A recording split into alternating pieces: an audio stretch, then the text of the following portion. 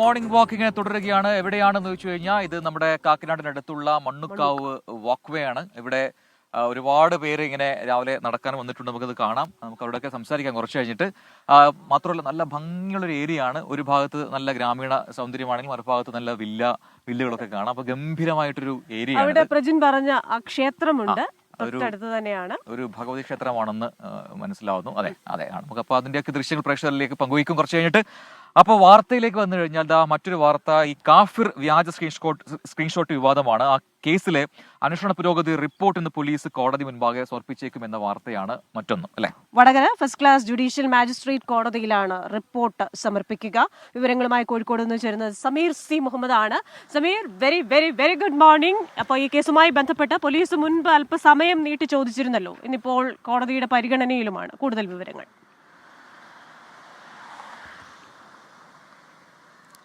Very good morning Christina and Prajin. നിങ്ങൾ സൂചിപ്പിച്ചതുപോലെ തന്നെ വലിയ രീതിയിലുള്ള വിമർശനമാണ് ഈ സംഭവവുമായി ബന്ധപ്പെട്ട് ഉണ്ടായിരുന്നത്. കഴിഞ്ഞ ലോക്സഭാ തെരഞ്ഞെടുപ്പിൽ വലിയ ചർച്ചകൾക്ക് വഴിവെച്ചതായിരുന്നു കാഫിർ സ്ക്രീൻഷോട്ട്. ഇടത് സ്ഥാനാർത്ഥിയുള്ള കെ ശൈലജയെ കാഫിർ എന്ന് വിശേഷിപ്പിക്കുന്ന വിധത്തിലായിരുന്നു വർഗീയ പരാമർശമുള്ള ആ കാഫിർ സ്ക്രീൻഷോട്ട് പരാമർശം. അത് വലിയ രീതിയിൽ ചർച്ച ചെയ്യപ്പെടുകയും ആ സംഭവവുമായി ബന്ധപ്പെട്ട് കേസെടുക്കുകയും ചെയ്തിരുന്നു.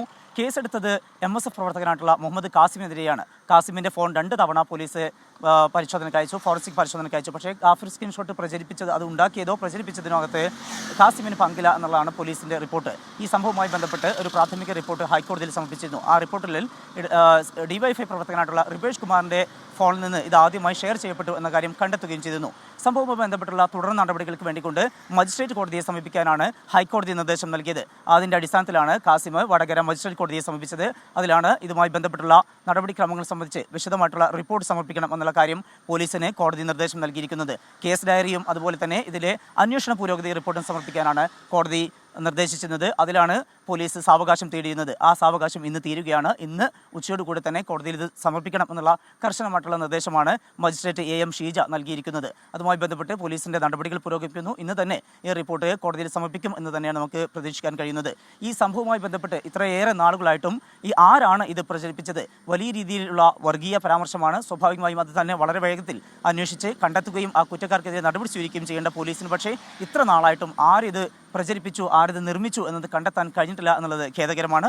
എന്തായാലും ഇന്ന് ഉച്ചയോടുകൂടി തന്നെ പോലീസ് വടകര മജിസ്ട്രേറ്റ് മുമ്പാകെ ഇതുമായി ബന്ധപ്പെട്ടുള്ള അന്വേഷണ പുരോഗതി ഉച്ചയോടുകൂടി തന്നെ റിപ്പോർട്ടിന്റെ വിശദാംശങ്ങളുമായി എത്തുക. നല്ലൊരു ദിവസം ആശംസിക്കുന്നു. പ്രജനെ, നമ്മുടെ നാട്ടിൻ പുറത്ത് കാണുന്ന ചെടികൾ അല്ലെ, നമ്മൾ സാധാരണ നടക്കുമ്പോൾ നമ്മുടെ വസ്ത്രത്തിലൊക്കെ പറ്റിപ്പിടിക്കുന്നതാണ് ഈ ചെടി. അപ്പൊ നമുക്കൊക്കെ ഒരു നൊസ്റ്റാൾജിയ അഥവാ ഗൃഹാതുരത്വം. അതെ, മുക്കുറ്റി. അപ്പൊ പ്രജന ഒരു പാട്ടുകാരനല്ലേ, ഒരു പാട്ടില്ലേ, മുക്കുറ്റി തിരുതാളി പാടിക്കോ?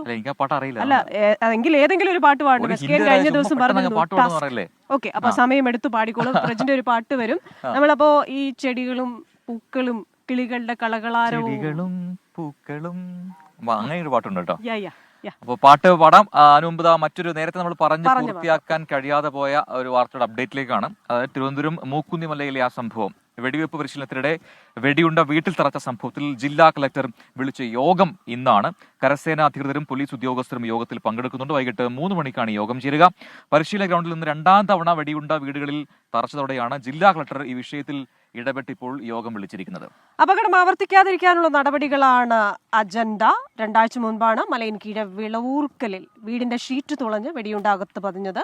ബാലിസ്റ്റിക് പരിശോധനയിൽ AK-47 തോക്കിൽ ഉപയോഗിക്കുന്ന വെടിയുണ്ടയാണെന്ന് കണ്ടെത്തിയിരുന്നു. യെസ്, അപ്പോൾ അതാണ് അതിന്റെ വാർത്ത അപ്ഡേറ്റ്. മറ്റൊരു വാർത്തയുണ്ട്, അത് നമുക്ക് ശ്യാമിന്റെ സഹായം. ശ്യാം, ഈ DLF ഫ്ലാറ്റിലത്തെ 2ാം തവണത്തെ രോഗബാധ എന്ന് പറയാം അല്ലേ? ഒരേ ഇടത്ത് തന്നെ ഈ രീതിയിലുള്ള ഒരു രോഗബാധ വന്നത് എന്താണ്, അതിന്റെ ഒരു കൃത്യമായ വിവരങ്ങളൊക്കെ ഇപ്പൊ നമുക്ക് ലഭിച്ചിട്ടുണ്ടോ? ഇപ്പൊ ഇന്നലെ നടന്ന പരിശോധനയിലും 2 പേർക്കാണല്ലോ മഞ്ഞപ്പിത്തം വന്നിരിക്കുന്നു തോന്നുന്നു. ആരോഗ്യ പ്രശ്നങ്ങളുണ്ട്. അപ്പൊ എന്താണ് ഇങ്ങനെ വീണ്ടും അത് അവിടെ തന്നെ വരാനുള്ള കാരണം? അതിൽ എന്തെങ്കിലും ഒരു വ്യക്തത ഉണ്ടോ?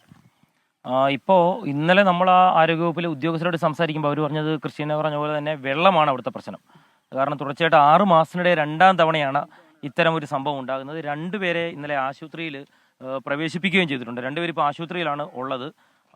അവിടെ വെള്ളം തന്നെയാണ് പ്രശ്നം. കോളിഫോം ബാക്ടീരിയയുടെ സാന്നിധ്യം അവിടെ കണ്ടെത്തി.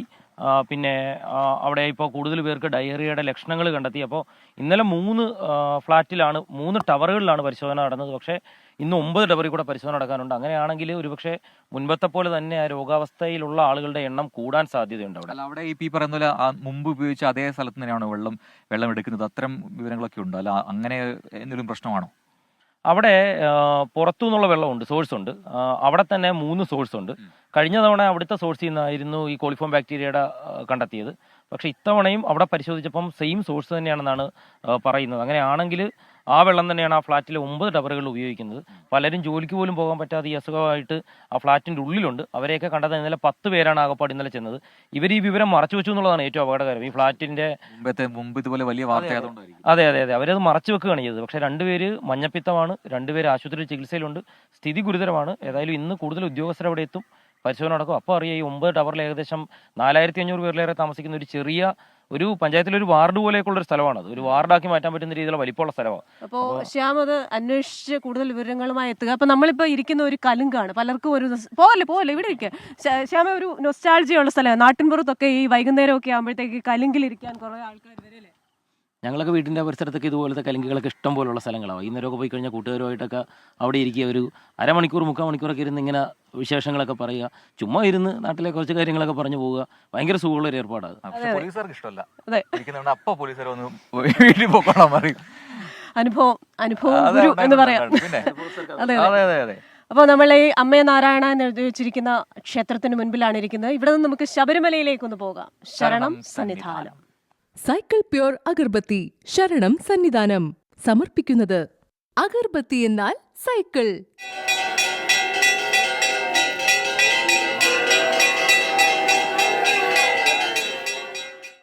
അപ്പോ മണ്ഡല മകരവിളക്ക് സമയമാണെന്ന് അറിയാം, സീസണാണെന്ന് അറിയാം. എന്തായാലും തീർത്ഥാടനം തുടരുകയാണ്. 10 ദിവസം അല്ലെ, 10ാം ദിവസമാണ്. 10 ദിവസം പിന്നിടുമ്പോൾ ശബരിമലയിൽ തീർത്ഥാടകരുടെ എണ്ണത്തിൽ നേരിയ കുറവ് എന്ന വാർത്തയാണ് അവിടെ നിന്നും MG പ്രതീഷ് റിപ്പോർട്ട് ചെയ്യുന്നത്. ഇന്നലെ 65,000-ൽ താഴെ മാത്രം ഭക്തരാണ് ദർശനം നടത്തിയത്. Pratheesh, very good morning. കഴിഞ്ഞ ദിവസങ്ങളിലൊക്കെ വലിയ ഭക്തജന പ്രവാഹമായിരുന്നു. പക്ഷെ കഴിഞ്ഞ ദിവസം ഒരു ചെറിയ രീതിയിൽ തിരക്കിന് കുറവുണ്ട് എന്ന് പറയുന്നു. അപ്പോൾ അതെന്താണ്, സ്വാഭാവികമായി സംഭവിക്കുന്നതാണോ? സന്നിധാനത്ത് നിന്നുള്ള മറ്റു വിവരങ്ങൾ. Good morning Prajin and Christina. ശബരിമലയിൽ ആദ്യഘട്ടം മുതൽ തന്നെ നട തുറന്ന ആദ്യ ദിവസങ്ങളിൽ വലിയ തിരക്കാണ് ശബരിമലയിൽ അനുഭവപ്പെട്ടത്. പക്ഷേ കഴിഞ്ഞ ദിവസങ്ങളിൽ മുൻ ദിവസങ്ങളെ അപേക്ഷിച്ച് തീർത്ഥാടകരുടെ എണ്ണത്തിൽ കുറവുണ്ടായിരുന്നു. ക്രിസ്റ്റീന സൂചിപ്പിച്ചതുപോലെ തന്നെ 65,000-ൽ താഴെ തീർത്ഥാടകർ മാത്രമാണ് ഇന്നലെ ശബരിമലയിൽ ദർശനം നടത്തിയിട്ടുള്ളത്. ഇന്നും നിലവിൽ വലിയ തരത്തിലൊരു തീർത്ഥാടകരുടെ പ്രവാഹം ശബരിമലയിലേക്ക് ഇല്ല. രാവിലെ നട തുറന്നത് മുതലുള്ള ഒരു ചെറിയ തിരക്ക് മാത്രമാണ് നിലവിൽ ശബരിമലയിലുള്ളത്. വലിയ എണ്ണം തീർത്ഥാടകർ നിലവിൽ പമ്പയിൽ നിന്ന് ശബരിമലയിലേക്ക് എത്തുന്നില്ല. കാരണം ഇന്ന് അവധി ദിവസമല്ല. ശബരിമലയിൽ ഏറ്റവും കൂടുതൽ തീർത്ഥാടകർ എത്തുന്നത് അവധി ദിവസങ്ങളിലാണ്. ഈ വെള്ളി ശനി ദിവസങ്ങളിലാണ് ഏറ്റവും കൂടുതൽ തീർത്ഥാടകർ എത്തുന്നത്. ഈ 80,000-ന് മുകളിൽ തീർത്ഥാടകർ എത്തിയ ദിവസങ്ങളും ഉണ്ടായിരുന്നു. പക്ഷേ ഇന്നലെയാണ് ഏറ്റവും ഒരു കുറവ് ഈ ദിവസങ്ങളിൽ തീർത്ഥാടകർ എത്തിയിട്ടുള്ളത്. പക്ഷേ ഇന്ന് ഈ അയ്യപ്പ ദർശനത്തിനായി നിരവധി തീർത്ഥാടകർ ഇപ്പോഴും ശ്രീകോവിലിന് മുന്നിൽ കാത്തുനിൽപ്പുണ്ട്. 18ാം പടി കയറി അയ്യപ്പ ദർശനത്തിനായി കാത്തു നിൽക്കുന്ന തീർത്ഥാടകരുടെ ഒരു നിരയാണ് നമ്മൾ ഈ ദൃശ്യങ്ങളിൽ കാണുന്നത്. പക്ഷേ വളരെ പെട്ടെന്ന് തന്നെ ഈ അയ്യപ്പ ദർശനം സാധ്യമായി ഇവർക്ക് ഇവിടെ നിന്ന് മടങ്ങാൻ കഴിയും. കാരണം വലിയ ഒരു സമയം കാത്തു നിൽക്കേണ്ട ഒരു സാഹചര്യം നിലവിൽ ശബരിമലയിൽ ഇല്ല എന്നതാണ് ഭക്തരെ സംബന്ധിച്ച് ഏറ്റവും ആശ്വാസകരമായ കാര്യം. ഓരോ ദിവസവും വെർച്വൽ ക്യൂ വഴിയുള്ള ബുക്കിംഗ് 70,000 ആണ്. പക്ഷേ ഈ 70,000 തീർത്ഥാടകർ വെർച്വൽ ക്യൂ വഴി ദർശനത്തിന് ബുക്ക് ചെയ്യുമ്പോഴും അത്രത്തോളം തീർത്ഥാടകർ ആ ദിവസം വരാറില്ല എന്നതാണ് ഏറ്റവും പ്രധാനപ്പെട്ട കാര്യം. ഒപ്പം ഈ സ്പോട്ട് ബുക്കിംഗ് വഴിയും ഈ കൂടുതൽ തീർത്ഥാടകർ എത്തുന്നുണ്ട്. ആദ്യഘട്ടത്തിൽ ഈ സ്പോട്ട് ബുക്കിംഗ് വഴി എത്തിയാൽ അല്ലെങ്കിൽ അത്തരത്തിൽ വന്നാൽ തീർത്ഥാടനം സാധ്യമാകുമോ എന്നൊരു ആശങ്ക നിലവിൽ ഭക്തർക്കുണ്ടായിരുന്നു. പക്ഷേ ദേവസ്വം ബോർഡ് പ്രസിഡന്റ് തന്നെ വ്യക്തമാക്കിയത് എത്രത്തോളം തീർത്ഥാടകർ എത്തിയാലും സ്പോട്ട് ബുക്കിംഗ് വഴി അവർക്ക് ദർശനം നടത്താൻ കഴിയുമെന്നതാണ് ദേവസ്വം ബോർഡ് അറിയിച്ചിരിക്കുന്ന കാര്യം. അതുകൊണ്ട് തന്നെ വരും ദിവസങ്ങളിൽ സ്പോട്ട് ബുക്കിംഗ് വഴിയും ശബരിമലയിൽ കൂടുതൽ തീർത്ഥാടകർ എത്തുമെന്നതാണ് ദേവസ്വം ബോർഡ് പ്രതീക്ഷിക്കുന്ന കാര്യം. അത്രത്തോളം തീർത്ഥാടകർ എത്തിയാൽ തന്നെയും തിരക്ക് നിയന്ത്രിച്ചുകൊണ്ട് തന്നെ വളരെ സുഗമമായ രീതിയിൽ തീർത്ഥാടകർക്ക് ദർശനം നടത്താൻ സാധിക്കുമെന്നതാണ് പോലീസും അറിയിക്കുന്ന കാര്യം.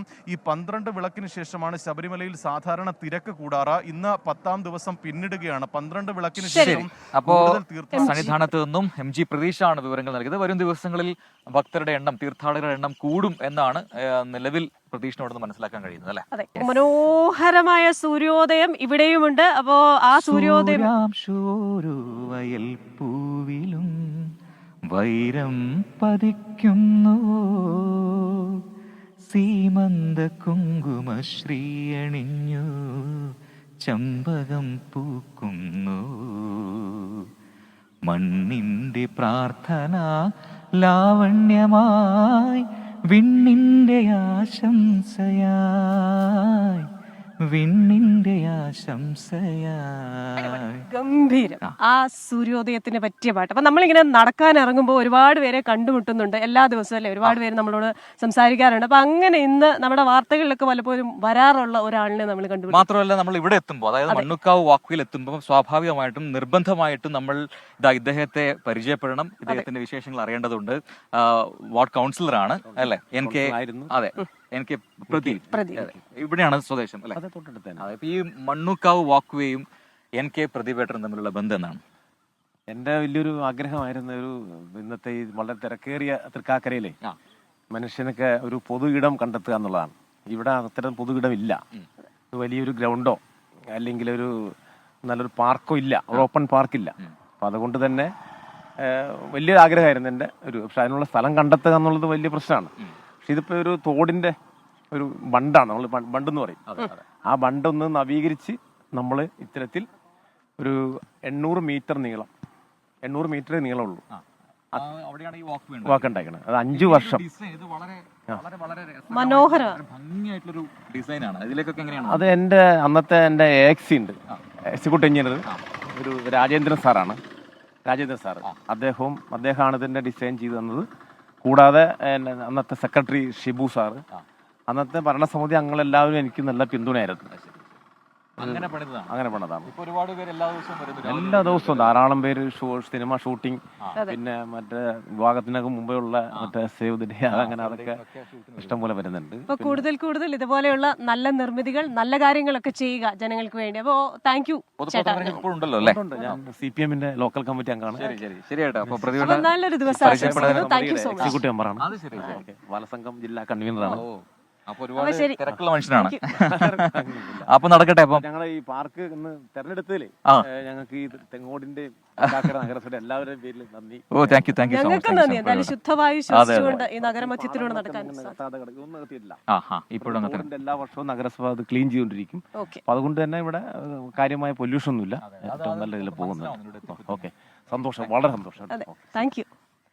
അപ്പൊ ഇനി നമുക്ക് പോകേണ്ടത് മണിപ്പൂരിലേക്കാണ്. മണിപ്പൂർ കലുഷിതം.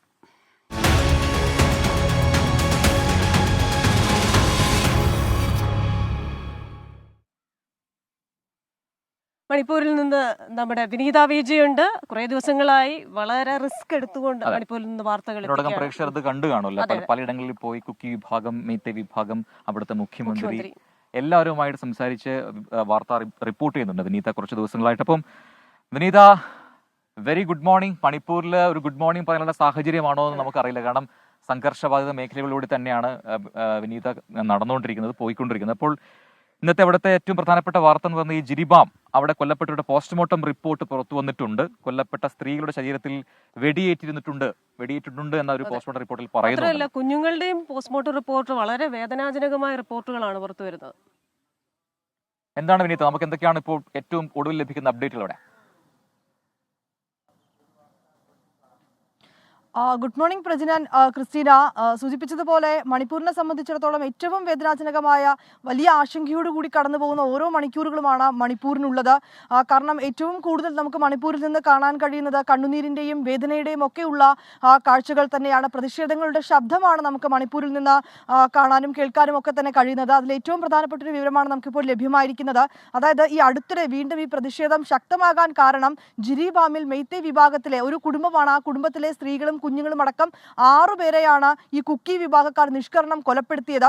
ഇവരെ ആദ്യം തട്ടിക്കൊണ്ടുപോവുകയായിരുന്നു. ഇവർ ക്യാമ്പിലാണ് ഉണ്ടായിരുന്നത്. പിന്നീട് ഇവരുടെ മൃതദേഹങ്ങൾ ഈ ജിരിബാം നദിയിൽ നിന്നൊക്കെ തന്നെ കണ്ടെത്തിയിട്ടുണ്ടായിരുന്നു. ഇതിൽ 3 പേരുടെ പോസ്റ്റ്മോർട്ടം റിപ്പോർട്ടാണ് ഇപ്പോൾ പുറത്തു വന്നിരിക്കുന്നത്. 3 വയസ്സുള്ള ഒരു ആൺകുട്ടി, ആ കുട്ടിയുടെ അമ്മ, മുത്തശ്ശി, ഇങ്ങനെ 3 പേരുടെ പോസ്റ്റ്മോർട്ടം റിപ്പോർട്ടാണ്. ആ റിപ്പോർട്ട് വായിക്കുമ്പോൾ തന്നെ നമുക്ക് വളരെയധികം വേദനിപ്പിക്കുന്ന കാര്യങ്ങളാണ് ആ റിപ്പോർട്ടിലുള്ളത്. ആ 3 വയസ്സുള്ള കുട്ടി പോലും വലിയ ക്രൂരതകൾക്ക് ഇരയായിട്ടുണ്ട് എന്നത് തന്നെയാണ്. ആ കുട്ടിയുടെ തലയോട്ടിയിൽ വെടി വെടിയേറ്റ മുറിവുണ്ട് എന്നാണ് ഈ പോസ്റ്റ്മോർട്ടം റിപ്പോർട്ടിൽ പറയുന്നത്. ഒപ്പം തന്നെ നെഞ്ചിൽ മുറിവേറ്റ പാടുകളുണ്ട്, കൈത്തണ്ടയിൽ മുറിവേറ്റ പാടുകളുണ്ട്, ശരീരത്തിലെ ചില ഭാഗങ്ങൾ അസ്ഥികൾ ഒടിഞ്ഞ നിലയിലാണുള്ളത്.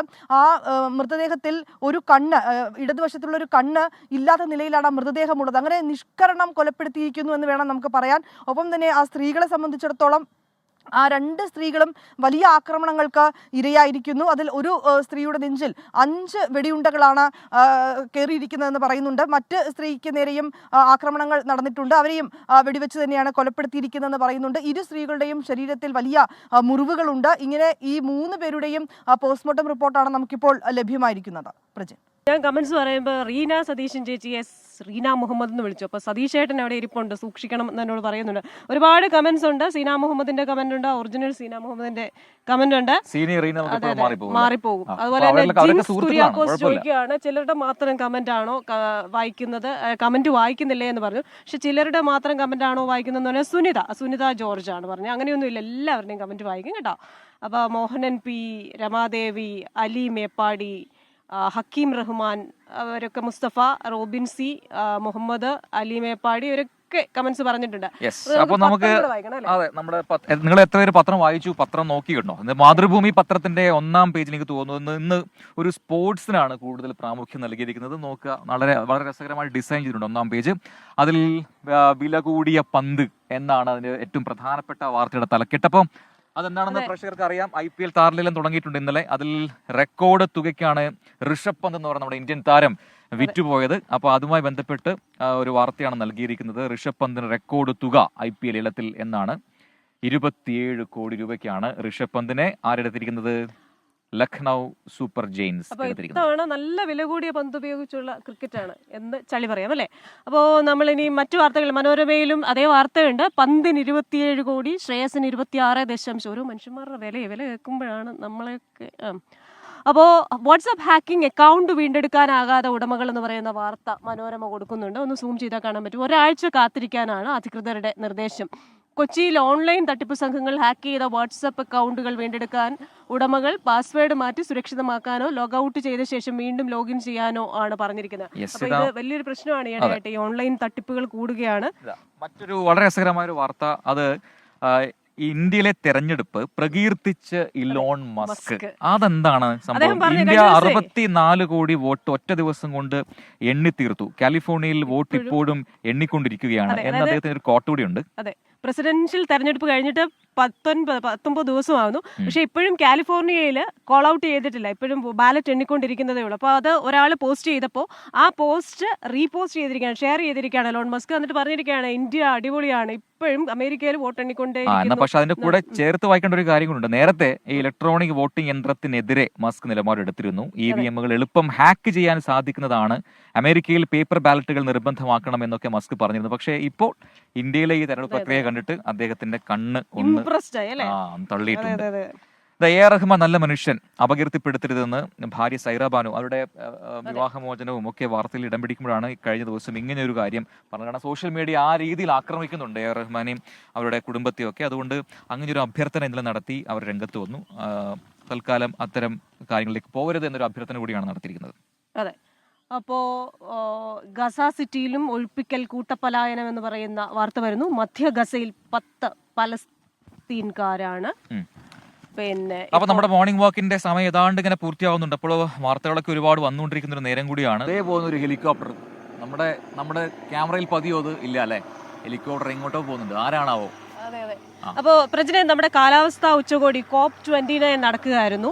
ബാക്കുവിലാണ് നടന്നുകൊണ്ടിരിക്കുന്നത്. കാലാവസ്ഥാ മാറ്റം നേരിടാൻ നമുക്കറിയാം, കാലാവസ്ഥാ വ്യതിയാനത്തിൻ്റെതായിട്ടുള്ള പ്രശ്നങ്ങളാണ് ഈ മിന്നൽ പ്രളയവും മണ്ണൊലിപ്പും ഒക്കെ. ഇത് നേരിടാൻ $30,000 കോടി ഇന്ത്യക്ക് വാഗ്ദാനം ചെയ്തു. പക്ഷേ ഈ $30,000 കോടി കൊണ്ട് ഒന്നും ചെയ്യാൻ പറ്റില്ല എന്ന് പറഞ്ഞ് അത് ധനസഹായ പാക്കേജ് ഇന്ത്യ തള്ളിയിരിക്കുകയാണ്. അപ്പോൾ നമുക്ക് മോർണിംഗ് വാക്കിന്റെ സമയം പൂർത്തിയാവുന്നു. ഇന്നത്തെ നടത്തം കഴിഞ്ഞ് നമ്മൾ ഇരുത്തൊക്കെ തുടങ്ങിയ സമയത്ത് നമ്മൾ ഇത് നേരെ മോർണിംഗ് ഷോയുടെ സമയമാകുന്നു. ആർഷിയുടെ തയ്യാറായി നിൽക്കുന്നു. Good morning. കൃഷ്ണ ചെറിയാൻ അല്ലേ? ചെറിയാനെ വിട്ടുകളയാൻ പാടില്ലല്ലോ. ഓക്കെ, പ്രജിൻ പാട്ടൊക്കെ പാടി മോർണിംഗ് ഷോ തകർത്തം തോന്നുന്നു. ഓക്കെ, പ്രജിന്റെ പാട്ടിന് കൂടുതൽ പ്രേക്ഷകരുണ്ടായി വരികയാണ്. അതിലൊരാൾ ഞാനാ. Okay, thank you Prajin C Kannan Krishna.